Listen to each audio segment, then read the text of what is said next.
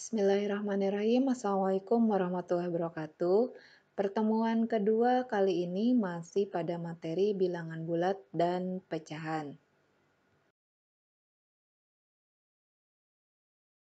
Tujuan pembelajaran yang ingin dicapai pada pertemuan kedua ini yang pertama, menyelesaikan operasi perkalian pada bilangan bulat. Dua, menyelesaikan operasi pembagian pada bilangan bulat. Pembahasan pertama, perkalian pada bilangan bulat. Pada perkalian dua bilangan bulat A kali B, bilangan pertama A menyatakan pengali dan bilangan kedua B adalah bilangan yang dikalikan.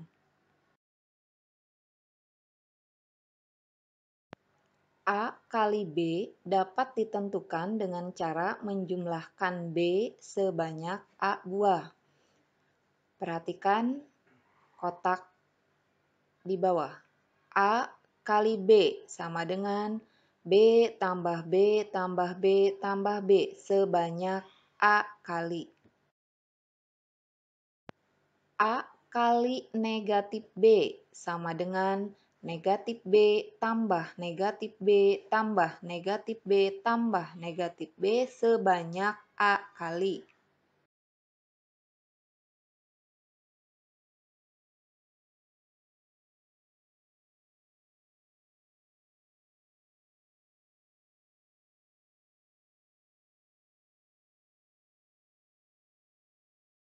Perhatikan contoh berikut.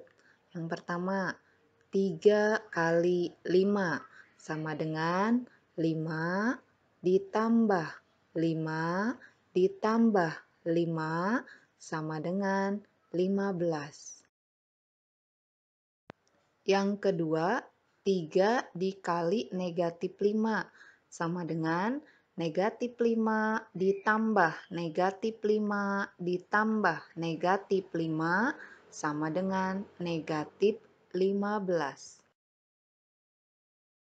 Sifat-sifat operasi perkalian. 1. A kali 0 sama dengan 0. Contoh, 5 kali 0 sama dengan 0 tambah 0 tambah 0 tambah 0 tambah 0 sama dengan 0. Berapapun bilangannya, ketika dikalikan dengan 0, maka hasilnya adalah 0. 2. A kali B sama dengan B kali A. Hasilnya adalah sama dengan AB. Ini merupakan sifat komutatif pada perkalian. Contoh, 5 kali 4 hasilnya akan sama dengan 4 kali 5. 5 kali 4 nilainya 20, 4 kali 5 juga nilainya 20. Sehingga 5 kali 4 akan sama dengan 4 kali 3. A kali 1 sama dengan 1 kali A. Hasilnya sama dengan A. 1 merupakan unsur identitas pada perkalian.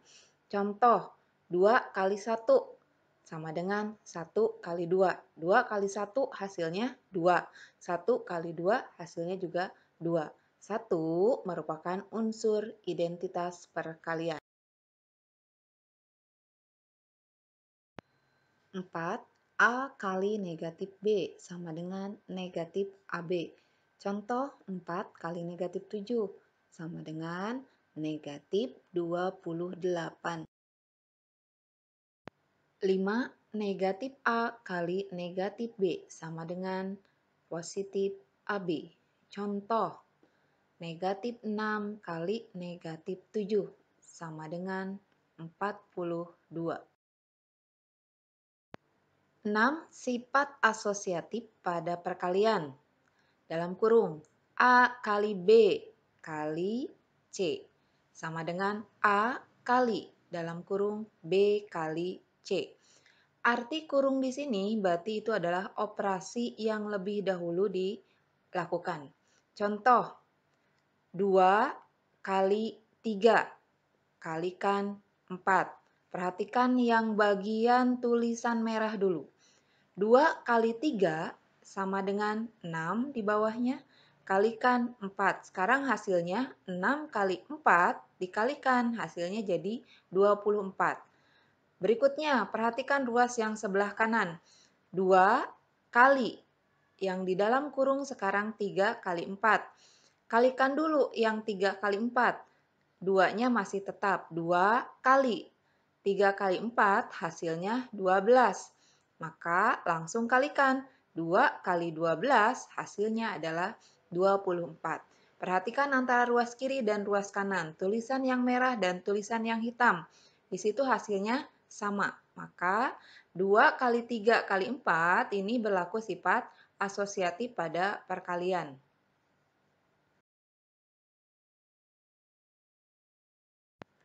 7. Sifat distributif terhadap penjumlahan. Perhatikan dalam kurung A tambah B kali C. Nilainya akan sama dengan dalam kurung A kalikan C.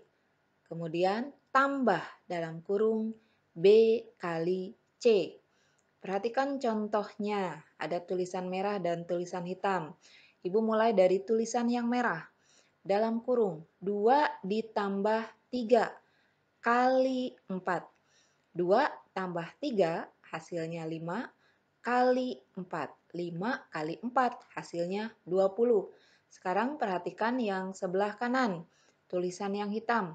Dalam kurung 2 kali 4 ditambah 3 kali 4. Ini sesuai dengan sifat distributif ya. 2 kali 4 hasilnya 8, 3 kali 4 hasilnya 12. Nah, sekarang jumlahkan. 8 ditambah 12 hasilnya 20. Antara tulisan merah dengan tulisan yang hitam, ruas kiri dan ruas kanan hasilnya sama. Nah, ini disebut sebagai sifat distributif terhadap penjumlahan. Sifat yang terakhir yaitu distributif terhadap pengurangan. Dalam kurung A kurang B kali C, hasilnya akan sama dengan dalam kurung A kali C kurangi dalam kurung B kali C. Contoh, perhatikan tulisan merah dan tulisan hitam. Dalam kurung 5 kurang 3 kali 2. Sekarang yang tulisan merah dulu ya. 5 kurangi 3 hasilnya 2, kemudian kali 2. Hasilnya 2 kali 2 adalah 4. Ruas yang sebelah kanan yang tulisan hitam. Yang di dalam kurung 5 kali 2 kurangi dalam kurung lagi 3 kali 2. 5 kali 2 hasilnya 10. Kurangi 3 kali 2 hasilnya 6. Sekarang 10 dikurangi 6 hasilnya 4. Antara ruas kiri dan ruas kanan, tulisan merah, tulisan hitam, nilainya sama. Ini berarti merupakan sifat distributif terhadap pengurangan.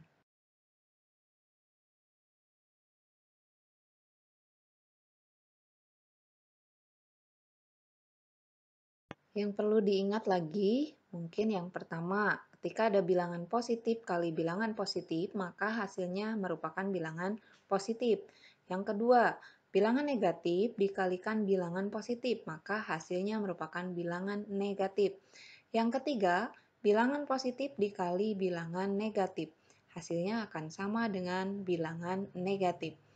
Yang keempat, bilangan negatif dikali bilangan negatif, maka hasilnya merupakan bilangan positif. Pembahasan berikutnya, pembagian pada bilangan. Jika A, B, dan C merupakan bilangan bulat, berlaku yang pertama, A kali B sama dengan C, maka A akan sama dengan C dibagi B, dengan B tidak sama dengan 0. 2. Jika A kali B sama dengan C, maka B akan sama dengan C dibagi A, dengan A tidak boleh sama dengan 0 atau A tidak sama dengan 0. Pembagian merupakan kebalikan atau inverse dari perkalian. A dibagi B akan sama dengan A dikali 1 per B. Contoh 30 dibagi 5 sama dengan 30 per 5. Ini hasilnya akan sama saja dengan 30 kali 1 per 5 sama dengan 6. Nah, 1 per 5 ini adalah inverse-nya dari 5. Untuk A, B, dan C bilangan bulat berlaku. 1. A dibagi B, nilainya akan sama dengan A per B. Ini berarti bilangan positif dibagi bilangan positif, hasilnya adalah positif. Yang kedua, negatif A dibagi negatif B. Ini bisa tuliskan sama dengan A per B, hasilnya positif. Karena negatif dibagi negatif, hasilnya positif. Yang ketiga dan yang keempat, perhatikan salah satu ada tanda negatif. Yang ketiga ada negatif A dibagi B, maka bisa dituliskan hasilnya negatif A per B. Yang keempat, A dibagi negatif B. Ini juga hasilnya sama, yaitu negatif A per B. Yang kelima, A dibagi 0. Ini hasilnya tidak terdefinisi. Kenapa tidak terdefinisi? Sekarang Ibu tanya, ada nggak suatu bilangan yang dikalikan 0 hasilnya adalah bilangan yang lain, bukan 0? Tadi pada perkalian sudah dibahas. Semua bilangan kalau dikalikan 0 hasilnya pasti 0. Makanya sekarang kalau Ibu balik, A dibagi 0 hasilnya pasti tidak terdefinisi. Karena tidak ada bilangan yang dikalikan 0 hasilnya adalah suatu bilangan yang lain. Pasti hasilnya selalu 0. Yang terakhir, 0 dibagi A hasilnya pasti sama dengan 0. Kenapa seperti ini? Karena A dikali 0 hasilnya adalah 0. Jadi, ini dapat disimpulkan untuk bagian 5 dan 6. Setiap bilangan jika dibagi 0 pasti tidak terdefinisi. Dibalik, setiap bilangan 0 dibagi bilangan berapapun hasilnya pasti 0. Demikian materi perkalian dan pembagian pada pertemuan kali ini.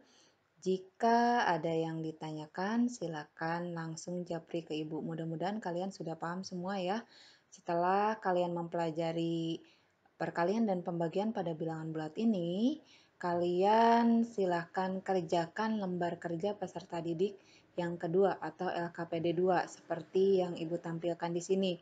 Ada ralat dari yang sudah kalian fotokopi, ada tambahan soal untuk yang nomor 3. Silahkan kalian baca nomor 3, tambahannya nomor 3. Jadi soalnya ada 3 ya. Silahkan kalian kerjakan, boleh langsung di kertas yang sudah difotokopi, boleh dikerjakan di kertas folio. Sampai bertemu lagi di materi berikutnya. Terima kasih. Assalamualaikum warahmatullahi wabarakatuh.